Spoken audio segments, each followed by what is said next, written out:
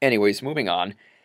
I'm psyched for Walt Disney Animation Studios' future films, as I've said many times before. The last time I did a ramble, the only thing we knew about was Big Hero 6, and back in the day, Ron and John's project was still untitled. But now we know about a ton of productions, even though Disney hasn't officially announced all of them. We know about Big Hero 6, we know about Zootopia, we know about Giants, Moana, an untitled space race epic that's being directed by Dean Wellens, who was supposed to direct Tangled with Glenn Keane back when it was called Rapunzel, before Glenn Keane stepped down from the project and then Dean Wellens stepped down from the project. Also, King of the Elves might make it back into development. It depends on how John Lasseter and the higher-ups there feel, if it's ready to go back into production or not. And then some people ask, well, because of how big Frozen was, are they going to make a Frozen 2? I don't think so. I think Walt Disney Animation Studios, and I think they're very smart for doing this, they follow Walt's philosophy, because Walt Disney argued that if you made sequels, you weren't trying anything new. You can't top pigs with pigs, which was a reference to The Three Little Pigs, the silly symphony, The Three Little Pigs. The cartoon was such a huge hit in 1933 that Walt made a couple sequels, but the sequels didn't do as well as the original. So Walt said, give him something new, you can't top pigs with pigs. Can't top dwarves with dwarves, so what did Walt Disney do? Well, he made Pinocchio. He topped dwarves with a puppet, and he topped a puppet with classical music, with Fantasia, and he topped that with Dumbo, and I'm not saying he topped it, but he always made something different with each film. As for Snow White, well, he didn't make another Snow White, but yet he did. Cinderella is essentially the second Snow White, even though I mean, basically the point I'm trying to make is Cinderella is a fairy tale adaptation about a princess, and that's sort of a semi-sequel. Not a sequel to Snow White, but it functions as a sort of Snow White 2. It's the next fairy tale movie from Disney. Instead of making a Snow White 2, he just made another fairy tale movie instead. And then instead of making a Cinderella 2, he made another fairy tale movie, Sleeping Beauty. So he'd do something different each time out. And that's what I liked about Walt, and Disney is keeping that tradition alive today. They've been doing it, and Walt Disney Animation Studios has made very few sequels. You got films like The Rescuers Down Under and such, but they never made, because I don't count the direct-to-video sequels, and the direct-to-video sequels were not made by Walt Disney Animation Studios. They were made by Disney Toon, and they were, of course, direct-to-video, and the creative teams behind the original films weren't involved. But no, there was no theatrical Beauty and the Beast sequel, no theatrical Aladdin sequel, or theatrical Lion King sequel.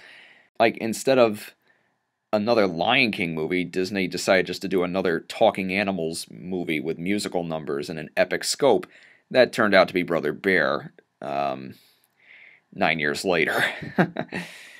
Allegedly, Michael Eisner, after how well The Lion King did, he said, we need another Talking Animals film. So why not, bears in North America? It's like basically Lion King, but in North America, but with bears and Inuit folklore. But I digress. So instead of Tangled 2, Disney made Frozen. Instead of Frozen 2, Disney's going to make Giants. Just another fairy tale adaptation. I like that. I like that about Walt, and I like that Disney is continuing that sort of tradition today. Yeah, Frozen 2 is not going to happen. No, it's going to be Giants. I always jokingly say to people, oh yeah, Frozen 2 isn't happening, but yet it is, except it's not going to be about Anna and Elsa, and there's no snow. Big Hero 6 I've talked about in great detail. I'm just really psyched for it. There's very little information on it right now. All we know is that TJ Miller, who's done voice acting and animation before, he's Tough Nut from the How to Train Your Dragon series. He's Robbie in Gravity Falls, and also I know him as the cameraman, Hud from Cloverfield. He'll be doing the voice of Fred, who's a character who can turn into a kaiju, a giant monster, which is very fitting. That's just brilliant. Like, he plays the cameraman in a monster movie, and now he's voicing a character who can turn into a giant monster. I mean, that's just awesome. So yeah, Big Hero 6, it's based on the Marvel comic, and no, it's not going to be a co-production with Marvel Studios. It's just going to be a Walt Disney Animation Studios film, but some of the Marvel heads, from what I've heard, will be involved with it. They'll, oversee some of it. They'll be, consultants to the project. Apparently, production is going on right now, because I follow a lot of the Disney animators on Twitter, and I'm just really psyched for this film. I like the story. I like the concept art that they've shown. And it seems like they're going to be aiming for an anime-esque style with this film, which is really good because I really want to see Disney experiment with different animation styles. Kind of like how they did with movies like Atlantis. Like Atlantis was based on the artwork of Mike Mignola, the comic artist who created Hellboy. I mean, I'd like to see Disney do more experiment, or Lilo and Stitch. I mean, Lilo and Stitch had a very different style for a Disney animated film, and I'd like to see them continue that today. So I expect Big Hero 6 to be something different visually, and story-wise, it'll probably be a lot different too, because it's a big action superhero film, and there's so much potential in this. And I'm just glad that Disney is tackling a story like this. And again, they're trying to branch out, and I think it was Andrew Milstein who said this. They want to open audiences up to what a Disney movie could be. I mean, they don't want Disney to fall into the fairy tale stereotype, because Disney can do more stories than just fairy tales and talking animals, comedies and musicals and stuff. And Walt proved that back in the day with films like Fantasia and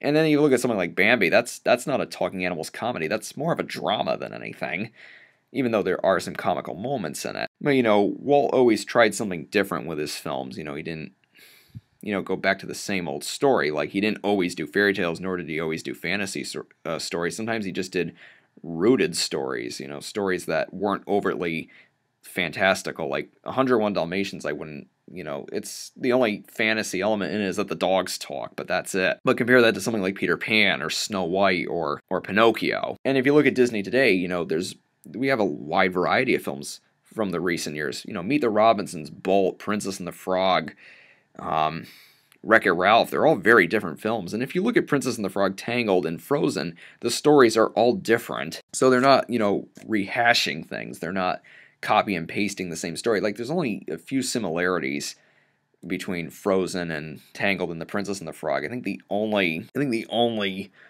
sort of similarity you could see there are love interests. I mean, Princess and the Frog is pretty straightforward. It's a love story. Tangled is not as much of a love story because, of course, at the end, Flynn jokingly says, and after months and months and months of waiting, she finally said yes. And Frozen, doesn't explicitly end with Anna and Kristoff, getting married. It doesn't, flash forward to a year or two later where they're getting married. It just ends right there, where they're just simply dating, per se. Whereas The Princess and the Frog ends with the full-blown wedding. So they're all different. The plots are different, and that's what I like about Disney today. They're not trying to recapture lightning in a bottle. They're not trying to copy the formula or success of a movie that happened to be huge, which is one of the things I liked about Frozen. Frozen was, even though it had some similarities to Tangled, story-wise, it was not the same film. I mean, just look at the two. They both have very different stories. So yeah, we have a very diverse batch of films already, and Big Hero 6 is going to be different from all of them, and Zootopia should be different from them as well. So yeah, Big Hero 6 I'm really looking forward to. It comes out November 7th this year, and I really hope we see a teaser soon, or some more concept art or finished animation. They're really keeping this one under wraps. Now, Zootopia. Zootopia was actually officially revealed by Disney at the D23 Expo last summer, and from the concept art and the description of the setting and the plot, oh man, it just sounds great. I mean, I love the idea of a world where it's just animals instead of humans. We've seen that before in animation, most notably in Disney's Robin Hood and also in Kung Fu Panda from DreamWorks, but I like the idea of a sort of modern day setting where the cities, all the towns, it's all animals.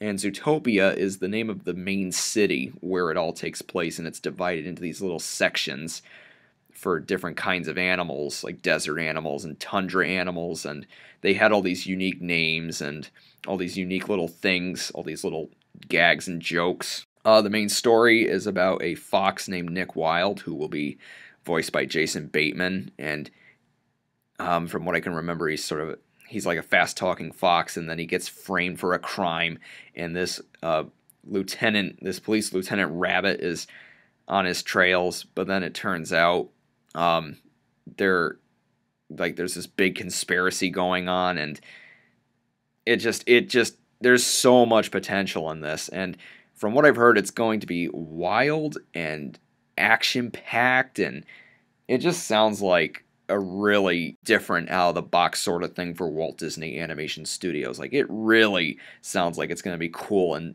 unlike most of the things they've made in the past. And it's funny that the main character is a fox because when they did this sort of thing before, they used a fox as a main character, Robin Hood. There's no release date inked for it yet, but by all accounts and by what we've heard, it's going to be Walt Disney Animation Studios' March 4th, 2016 release. It'll be epic. It already has a lot of potential.